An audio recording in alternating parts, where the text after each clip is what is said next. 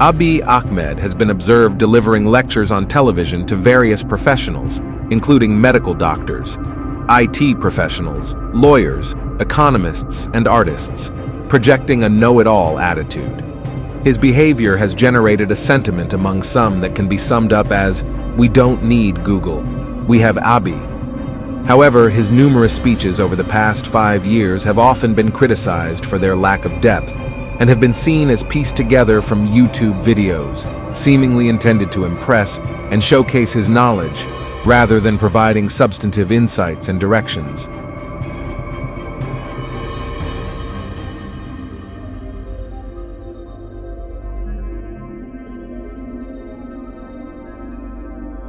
Abiy was born into the Muslim faith and studied the Quran, but later he converted to the prosperity gospel version of Christianity, an uncommon occurrence in Ethiopia. The ultimate solution for Africa is Jesus Christ.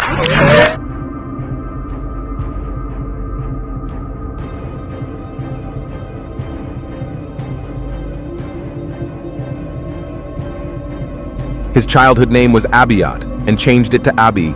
Nobody knows why he changed it.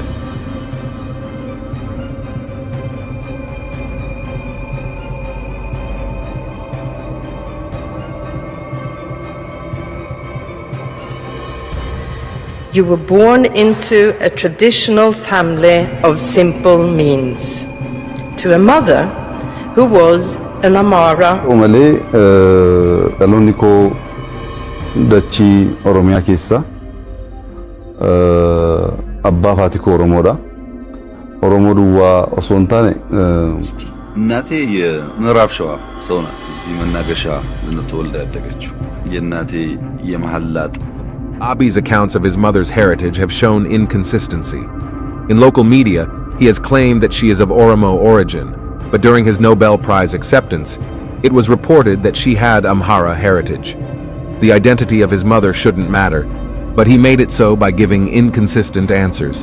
He may have described her as an Oromo, to gain legitimacy of Oromos, his loyal base. Oromo politics imposes a stringent requirement of blood purity, even if someone is born and raised within the Oromo culture, possesses fluent Oromo language skills, but has any part of their heritage from other ethnicities. In such a context, individuals with mixed heritage may face exclusion and rejection from Oromo politics, which places great emphasis on bloodline purity. Abiy may have concealed or downplayed certain aspects of his identity to establish legitimacy within this complex and sensitive arena.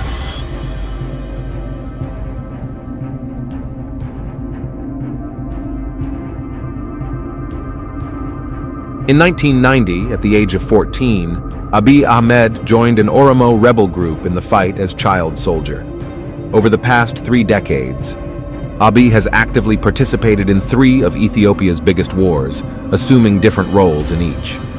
Many argue that his early exposure to violence may have influenced his propensity to resort to violence as a method of addressing Ethiopia's challenges, propelling him from one conflict to another.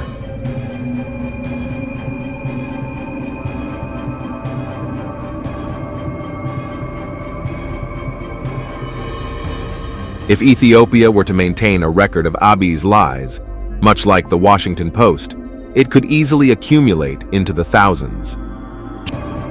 In the eyes of many Ethiopians, Abiy is seen as a narcissistic and fraudulent figure who secured the position of prime minister through deceptive means.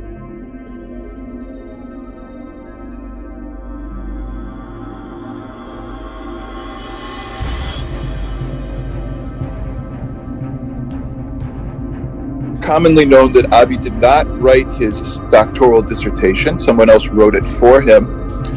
My name is Abiy Ahmed.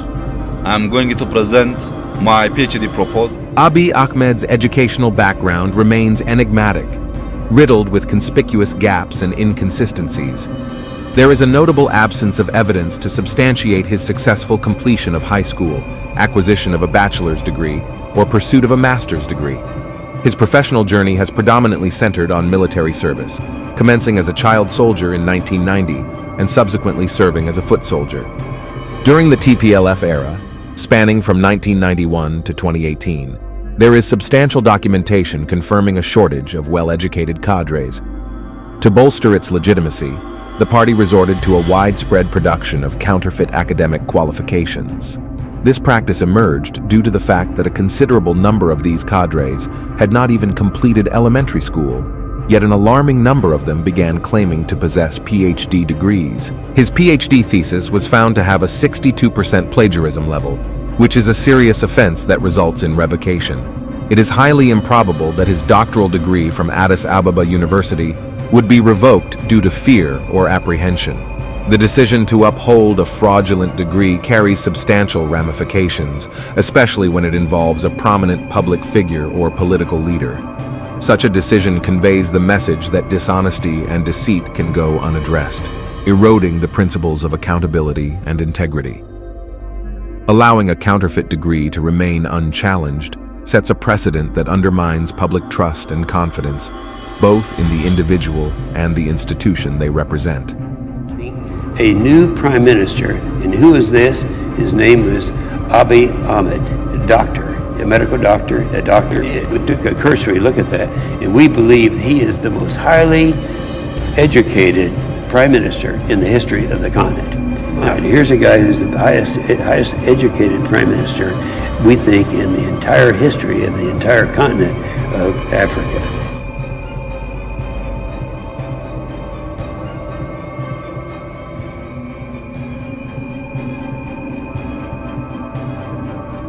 In 2019, Prime Minister Abiy Ahmed was honored with the Nobel Peace Prize for his pivotal role in fostering reconciliation between Ethiopia and Eritrea. However, surprisingly, a mere 11 months after receiving this esteemed recognition, Abiy tragically led Ethiopia into a devastating civil conflict, resulting in an estimated loss of nearly 1 million lives and an astonishing economic toll of $28 billion. In 2023, just 10 months after signing a peace treaty with the TPLF, Abiy initiated another civil war, this time with the Amharas, and further incited tensions with Eritrea over a port. His administration is etched in memory as one of the most violent in Ethiopian history, marked by grave acts of mass atrocities, genocide, and massacres. Tragically, numerous massacres occurred with either his tacit approval or through a failure in the execution of his duty. Abiy go down in history as the first Nobel Peace Laureate to face allegations of genocide and atrocity during his tenure.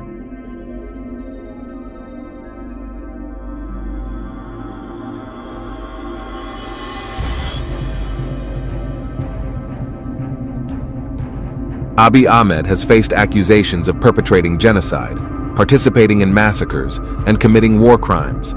The possibility of legal consequences, including imprisonment, remains if the international community decides to take action against him. This fear of potential consequences constantly looms over him.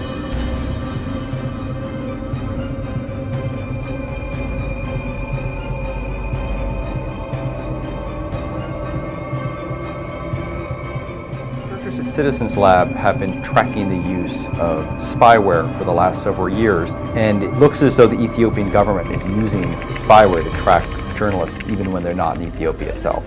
Abiy Ahmed played a significant role as one of the co-founders of the mass surveillance agency, NSA. During his time in the intelligence sector, Ethiopia became infamous for its extensive surveillance program, which primarily targeted journalists and human rights activists. Disturbingly, Ethiopia held the unfortunate distinction of being the world's leading jailer of journalists during this period.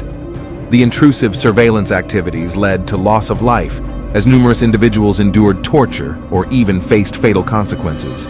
The program utilized various tactics such as phone hacking, malware, and notably, even surveilled Ethiopian journalists residing in the United States.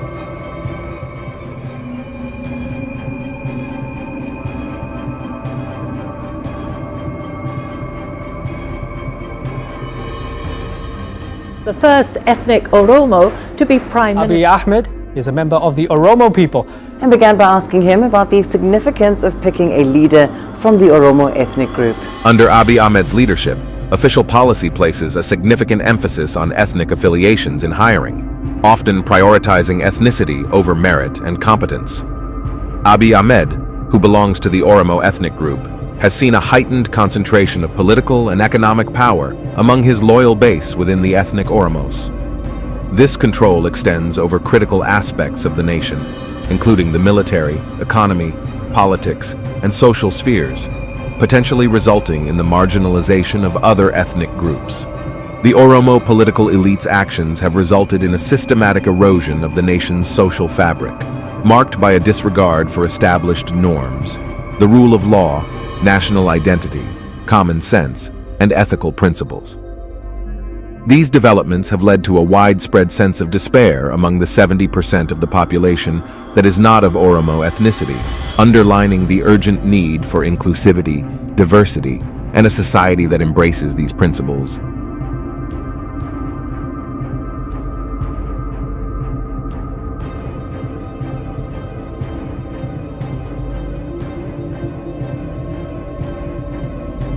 Abiy Ahmed's constant gaffes and unfiltered talks have infuriated diplomats and heads of states who've had the displeasure of encountering him, ultimately putting Ethiopia in a bad light.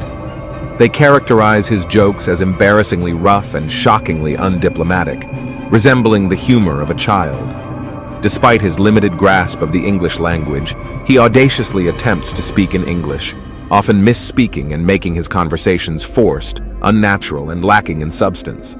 In a nation of 120 million people with numerous pressing issues, wasting time discussing irrelevant matters, and he attempting to impress them often leaves them confused and shocked.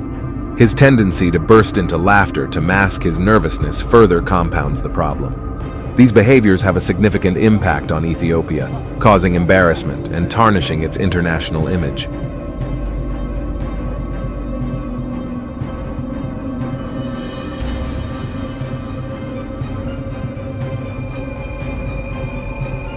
Abiy Ahmed has faced embarrassment over multiple instances of plagiarism in his speeches. There have been many occasions where he delivered speeches using the words of others without providing appropriate credit. For instance, on November 15, 2017, he conducted an interview.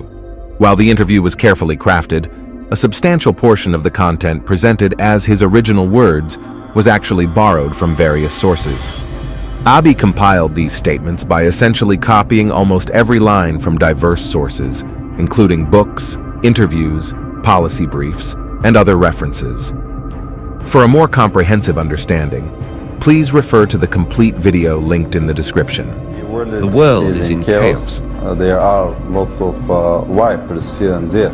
Fundamental upheavals are occurring in many parts of the world. Almost half of the world's wealth is now owned by just 1% of the world population. 1% of the world population.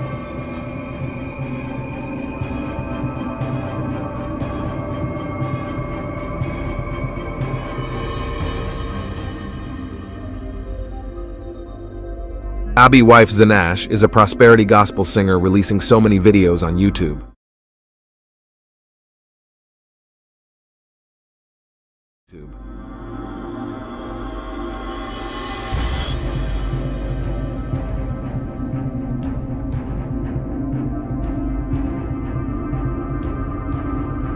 Abiy is currently constructing an opulent $15 billion palace for himself.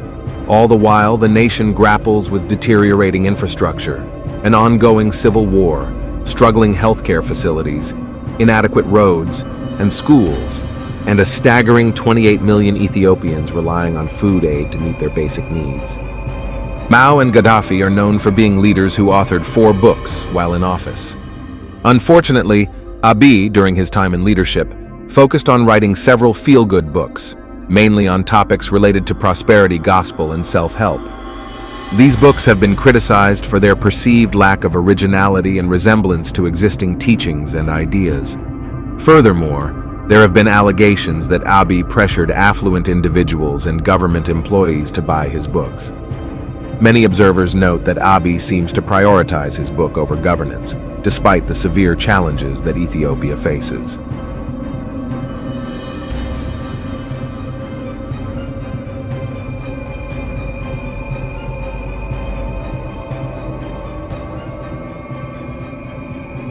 When I was just 7 years old, and my mother imparted a prophecy. I would one day ascend to the throne as the 7th king of Ethiopia. Abiy Ahmed has openly stated on national TV that when he was 7, his mother told him that he would become the 7th Ethiopian king, and this prophecy greatly influenced his life journey.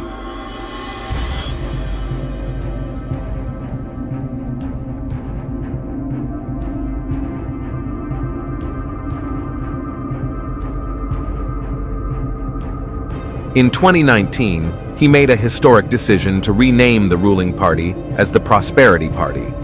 This significant move marked the first instance of a theocratic political party in Ethiopian contemporary history. It's worth highlighting that under his leadership, the prosperity gospel teachings has been officially adopted as government policy in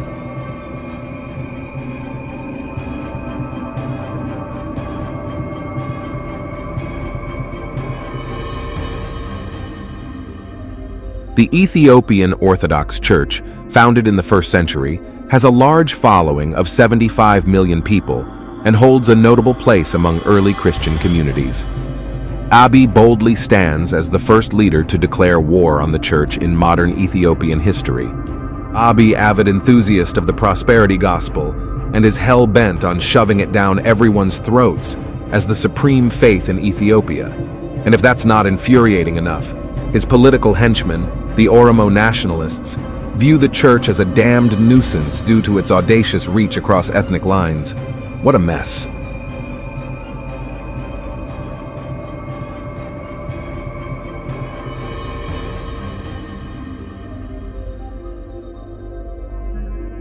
In a historical first for Ethiopia, and a rare occurrence across the African continent, with the exception of apartheid-era South Africa, certain ethnic groups were prohibited from entering the capital city. He stands as the pioneer of this unprecedented policy,